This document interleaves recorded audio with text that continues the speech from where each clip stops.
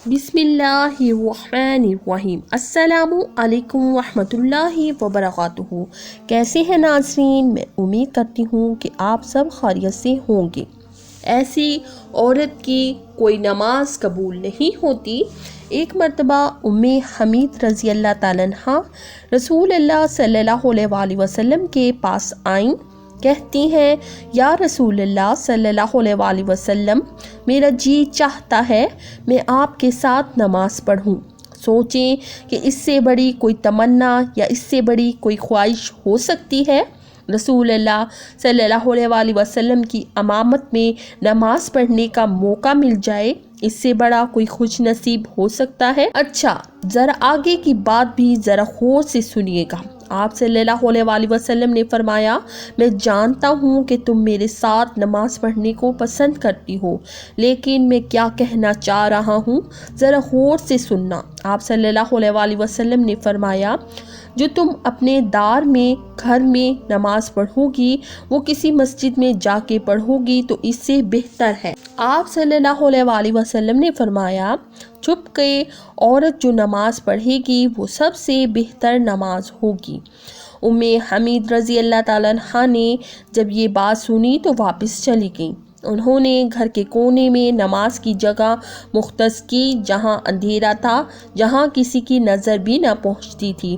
رسول اللہ صلی اللہ علیہ وسلم کی صحابیہ پھر وہاں ہی نماز پڑھا کرتی یہاں تک کہ وہ اپنے رب کے پاس چلی گئیں۔ محترم ناظرین، کیا آپ نے کبھی یہ سوچا ہے کہ کوئی عورت گھر کے کام کاج کر کے، بچوں کو کھلا پلا کے، شوہر کی فرما برداری کر کے، جب اس تھکاوٹ سے برا حال ہو جائے، سردی کا موسم ہو، رضائی اور کمبل میں لیٹی ہو، سردی سے تھر تھر کانپ رہی ہو، اور پھر اللہ کی پکار یعنی اذان کی آواز سن کر گرم لحاف اور گرم کمبل چھوڑ کر وہ عورت سردی میں ٹھنڈے پانی سے وضو کرے؟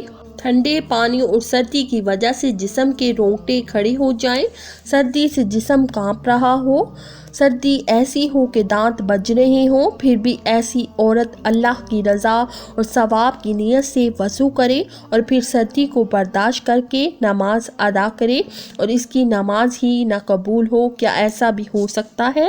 جی بالکل ہو سکتا ہے، کیونکہ رسول اللہ صلی اللہ علیہ وسلم نے یہ بات بھی بیان کی تھی، جو عورت جوان ہو جائے جب تک سر پہ دوپٹہ نہیں ہے اس کی نماز نہیں ہوتی، اور آپ نے یہ بھی فرمایا، جو اپنے بالوں کو نہیں ڈھانپتی اس کی نماز بھی قبول نہیں ہوتی۔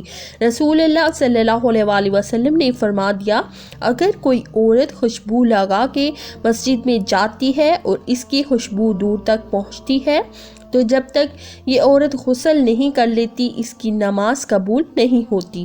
اسی لیے فرمایا، اے عورتوں کی جماعت، تم میں سے کوئی مسجد میں جانا چاہے تو خوشبو لگا کر نہ جایا کرے۔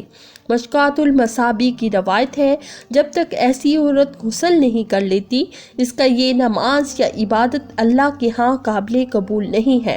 خاوند کی نافرمانی کرنے والی عورت، حدیث کے الفاظ ایسے ہیں، 3 ایسے لوگ ہیں کہ جن کی نماز قبول ہونا تو دور کی بات کانوں سے بھی اوپر تک نہیں جاتی۔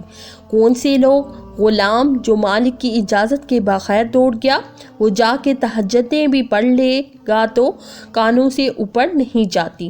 ایسی عورت جو اپنے خاوند کو ناراض کر کے رات گزارتی ہے، اس کی نماز بھی کانوں سے اوپر نہیں جاتی۔ رسول اللہ صلی اللہ علیہ وسلم نے فرمایا، کیا میں تمہیں ان عورتوں کے بارے میں نہ بتاؤں کہ قبر سے سیدھا جنت میں جائیں گی؟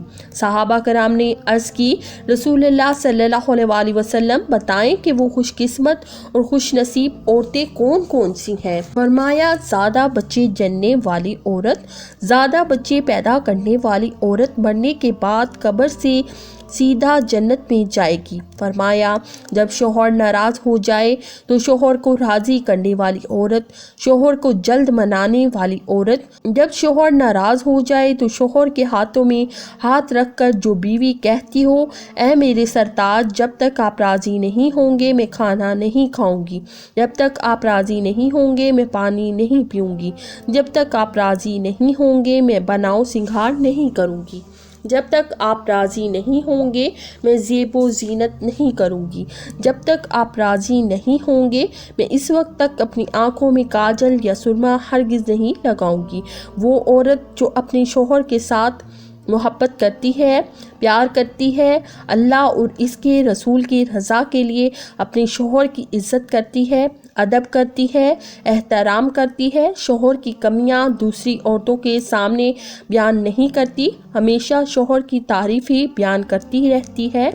فرمایا وہ نمازی عورت، قرآن مجید پڑھنے والی عورت، شریعت پر پابندی سے عمل کرنے والی عورت جو مرنے کے بعد قبر سے سیدھا جنت میں چلی جائیں گی۔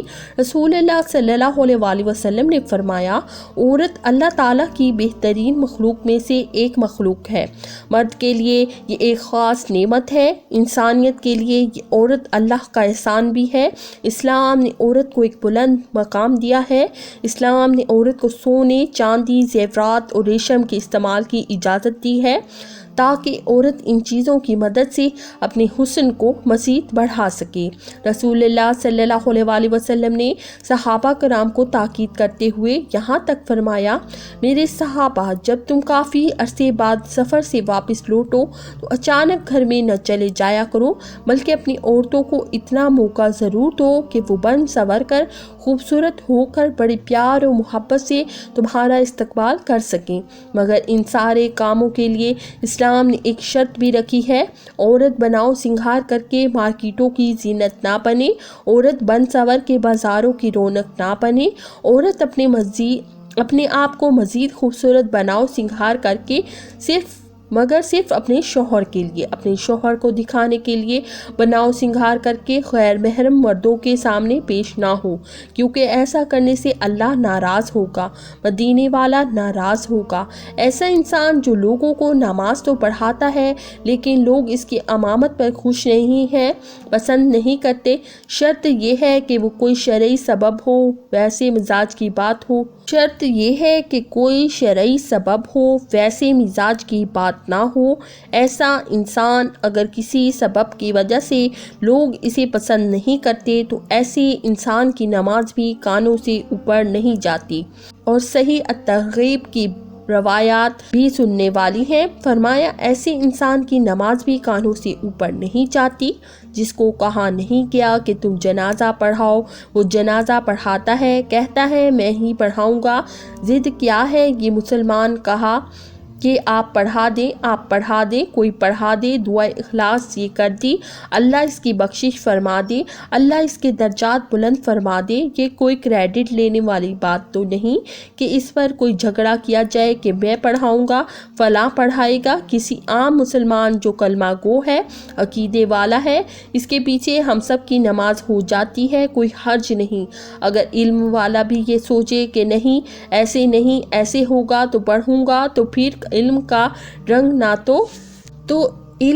رنگ تو نہ ہوا۔ علم کا رنگ یہ ہے میرا یہ پیارا بھائی پڑھائے گا، میں اس کے پیچھے بھی پڑھوں گا، میرا یہ پیارا بھائی پڑھائے گا، یہ بھی مسلمان ہے، میں اس کے پیچھے بھی پڑھوں گا۔